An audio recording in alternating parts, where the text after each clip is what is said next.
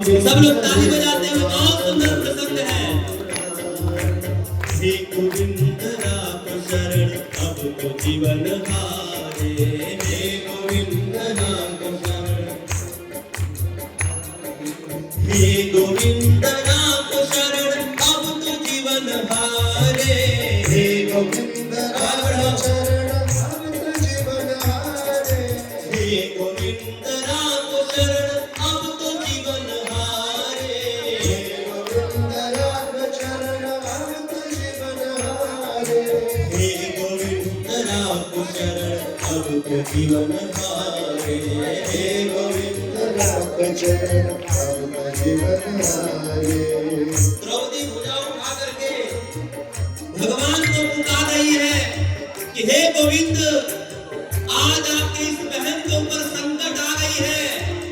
इस सभा में हजारों कुर्सी लगी है, हजारों राजा महाराजा बैठे हैं, एक एक करके मैं सबकी शरण में गई पर किसी ने मेरी फरियाद नहीं सुनी। हे कृष्ण, एक स्त्री की लाज क्या होती है, ये यहाँ पर बैठे हुए लोग क्या जानेंगे, आप जानते हो।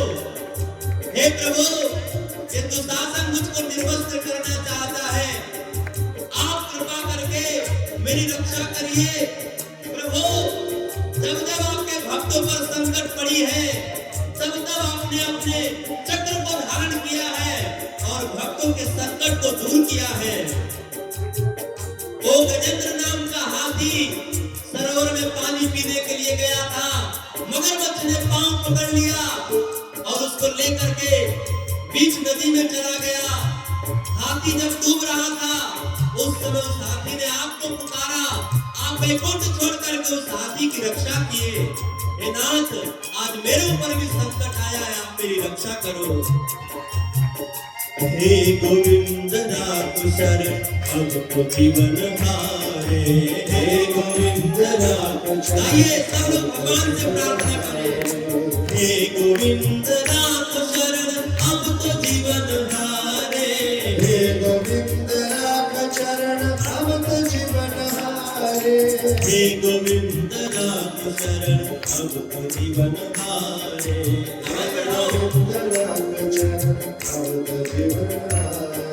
नीर पीवन है तो गयो सिंधु के किनारे, नीर पीवन है तो गयो सिंधु के किनारे, सिंधु बीच बसत चरण धर पछारे, ताली चार प्रहर युद्ध भयो ले गयो मंझधारे, चार प्रहर युद्ध भयो ले गयो मंझधारे, नाग पाद दुमन लागे कृष्ण को पुकारे,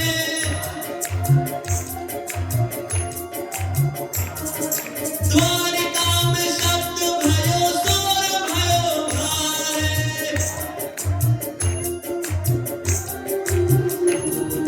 शंख चक्र गदा पद्म करुण ले पधारे।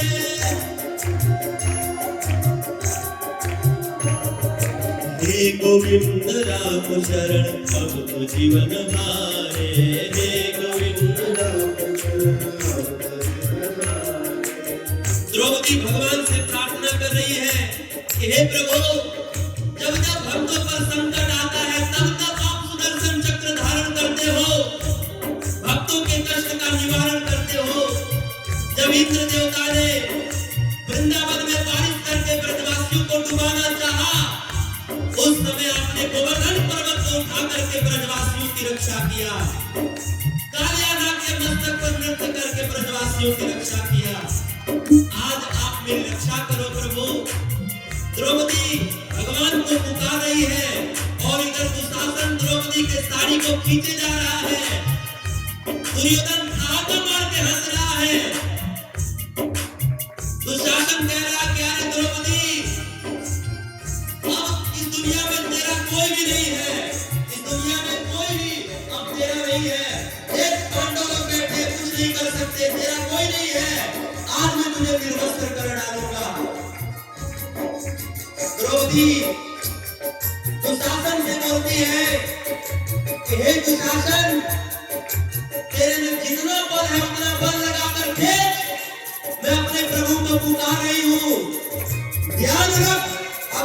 पुकार कृष्ण के कान में चली गई तो तुरंत बड़े बड़े नदियों को लांघते हुए, पर्वतों को लांघते हुए वो आकर के मेरी रक्षा करेंगे और तेरा बड़ा बुरा हाल करेंगे। तेरे में जितना बल है उतना बल लगा करके मैं अपने प्रभु को पुकारती हूँ। हे गोविंद राम शरण अब तो जीवन हारे, हे गोविंद राम शरण अब तो जीवन हारे, हे गोविंद राम शरण अब तो जीवन हारे, हे गोविंद राम शरण अब तो जीवन हारे, हे गोविंद राम शरण अब तो जीवन हारे, हे गोविंद राम शरण अब तो जीवन हारे, हे गोविंद राम शरण अब तो जीवन हारे, हे गोविंद राम शरण अब तो जीवन हारे। द्रौपदी भगवान को पुकार रही है, हे गोविंद, हे द्वारिकावासी कृष्ण, हे गोपियों के प्राणनाथ, इस कौरवों की सभा में मुझे निर्वस्त्र करने का प्रयास किया जा रहा है। प्रभु आप आकर के मेरी लाज बचाइए। हे नाथ, आज तक तो मैं समझती थी कि मेरे पांडव लोग मेरी रक्षा कर लेंगे, मुझे अपने बल पे भरोसा था, पर आज मेरा भ्रम टूट गया। दुनिया में कोई रक्षा नहीं कर सकता आपके अलावा। आप आइए और कृपा करके अपनी बहन की लाज बचाइए। द्रौपदी की पुकार को सुन करके द्वारिका में भगवान का सिंहासन डोलने लगा। भगवान के होठों की लाली चली गई। भगवान भोजन कर रहे थे, रुक्मिणी पंखा जल रही थी। द्रौपदी की पुकार सुन करके भगवान भोजन करना छोड़ करके नंगे पांव द्रौपदी की रक्षा करने के लिए दौड़ पड़े। और दौड़ते दौड़ते भगवान ने सूर्य देवता को आदेश दिया कि मैं अपनी बहन द्रौपदी की रक्षा करने जा रहा हूँ। कदाचित अगर रक्षा नहीं कर पाया तो आदेश है, हे सूर्य नारायण, आप संसार के लोगों को इतना ताप देना कि पूरा ब्रह्मांड जल करके भस्म हो जाए। हे समुद्र, मैं तुझे भी आदेश दे रहा हूँ, मैं मेरी बहन की रक्षा करने जा रहा हूँ, और अगर नहीं कर पाया तो तुझे आदेश दे रहा हूँ, तू अपनी मर्यादा को लांघ करके बाहर निकल जाना, पूरे संसार को डुबा देना, सबको मार डालना, क्योंकि मैं सब कुछ सहन कर सकता हूँ, पर मेरे भक्त के ऊपर कोई संकट आए मैं इसको सहन नहीं कर सकता। भगवान ने कहा, भस्मीभूत होगी सारी सृष्टि प्रलयानल में, उग्र नर चंडिका प्रलय का गान गाएगी, देव के सितारे टूट भूमि पे गिरेंगे और थर थर भूमि सारी कांपती दिखाएगी। ज्वाला भाट आएगा प्रचंड समुद्र में, नाशकारी शक्तियों प्राणियों को धर खाएगी। होगा सर्वनाश अंधपुत्र मतिमंद का, सारद सती की यदि चीर खींची जाएगी। अगर आज द्रौपदी का साड़ी खिंचा गया तो आज ब्रह्मांड का प्रलय हो जाएगा। भगवान द्रौपदी की रक्षा करने के लिए दौड़ पड़े। द्रौपदी भगवान को पुकार रही है, हे गोविंद राम शरण अब तो जीवन हारे, हे गोविंद राम शरण अब तो जीवन हारे, हे गोविंद राम शरण अब तो जीवन हारे, हे गोविंद राम शरण अब तो जीवन हारे, हे गोविंद राम शरण अब तो जीवन हारे, हे गोविंद राम शरण अब तो जीवन हारे। भगवान द्वारिका से द्रौपदी की रक्षा करने के लिए नंगे पांव दौड़ पड़े। गरुड़ जी ने कहा कि प्रभु आप कहां जा रहे हैं? किसी भक्त को ऊपर संकट आया है, आप मेरे पीठ पर बैठ जाइए, मैं मन की गति से दौड़ करके भक्त के पास पहुंचा दूंगा। भगवान ने कहा कि गरुड़ जी आज मुझे आपकी जरूरत नहीं, मुझे इतना जल्दी जाना है कि आपकी गति भी धीमी पड़ जाएगी। भगवान दौड़ पड़े और भगवान को लगा कि मेरे पहुंचने में देरी हो जाएगी, तो भगवान ने अपने आगे साड़ी को कर दिया। आगे आगे साड़ी, बीच में भगवान और पीछे पीछे गरुड़ जी चल रहे हैं। भगवान द्वारिका से अनेक पहाड़ों को लांघते हुए, पर्वतों को लांघते हुए उस हस्तिनापुर में द्रौपदी के पास पहुंचे, जहां पर ये द्रौपदी को निर्वस्त्र करने का प्रयास किया जा रहा था। भगवान ने देखा कि द्रौपदी बिल्कुल शरणागत होकर के मुझे पुकार रही है। भगवान वहां पर जाकर के इतना साड़ी दिए कि 10,000 हाथी का बल रखने वाला दुशासन का बल घट गया, परंतु द्रौपदी का 10 गज साड़ी नहीं घटा। उस सभा में बैठे हुए लोग आपस में बात करने लगे कि ये द्रौपदी के शरीर पर साड़ी है कि पूरा सूरत का साड़ी बाजार का फैक्ट्री है। नारी मध्य साड़ी है कि साड़ी मध्य नारी है कि साड़ी ही की नारी है कि नारी की साड़ी है। सब लोग आश्चर्य खाने लगे और द्रौपदी भगवान को पुकार रही है, हे गोविंद राख शरण अब तो जीवन हारे, हे गोविंद राख शरण अब तो जीवन हारे, हे गोविंद राख शरण अब तो जीवन हारे, हे गोविंद राख शरण अब तो जीवन हारे, हे गोविंद राख शरण अब तो जीवन हारे, हे गोविंद राख शरण अब तो जीवन हारे। भगवान ने जाकर के इतना साड़ी दिया कि दुशासन का 10,000 हाथी का बल घट गया, परंतु द्रौपदी का 10 गज साड़ी नहीं घटा। सब लोग आश्चर्य खाने लगे, इतनी साड़ी कहां से आ गई। उस समय किसी ने कहा कि देखो, न नारी मध्य साड़ी है न साड़ी मध्य नारी है। सच तो ये है कि ये वृंदावन वाला मेरा बांके बिहारी है। द्रौपदी के शरीर पर जो कपड़ा देख रहे हो, साड़ी देख रहे हो, साड़ी नहीं, वो तो हमारे वृंदावन वाला बांके बिहारी है।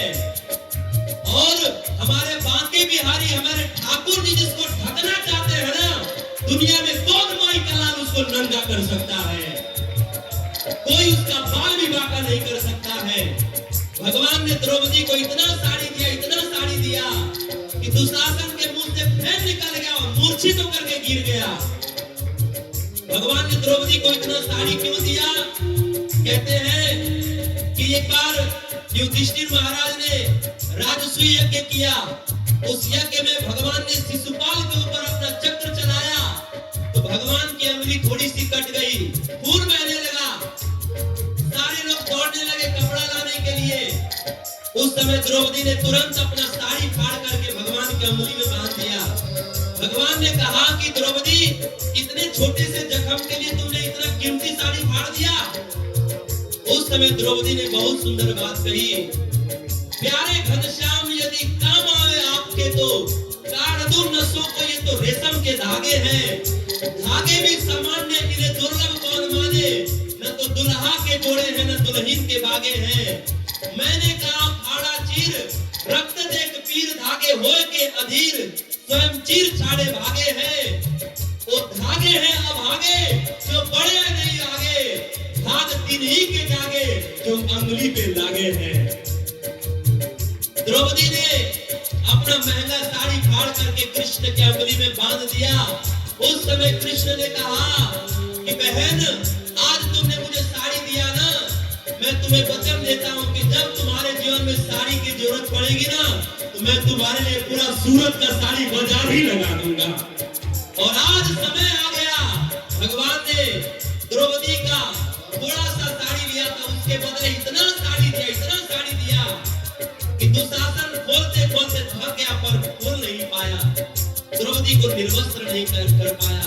इसका मतलब क्या है कि भगवान को हम लोग सरसों के दाना बराबर देते हैं ना, तो भगवान हमको पहाड़ के बराबर वापस करके दे देते हैं। भगवान किसी का अपने पास रखते नहीं है, थोड़ा सा लेते हैं तो 1000 गुना वापस लौटा देते हैं। हे गोविंद राख शरण अब तो जीवन हारे, हे गोविंद राख शरण अब तो जीवन हारे, हे गोविंद राख शरण अब तो जीवन हारे, हे गोविंद राख शरण अब तो जीवन हारे, हे गोविंद राख शरण अब तो जीवन हारे, हे गोविंद राख शरण अब तो जीवन हारे, हे गोविंद राख शरण अब तो जीवन हारे, हे गोविंद राख शरण अब तो जीवन हारे, हे गोविंद राख शरण अब तो जीवन हारे। हरे Krishna Hare Krishna, Krishna Hare Hare, Hare Rama, Rama Rama, Hare Hare. Hare Krishna, Krishna Krishna.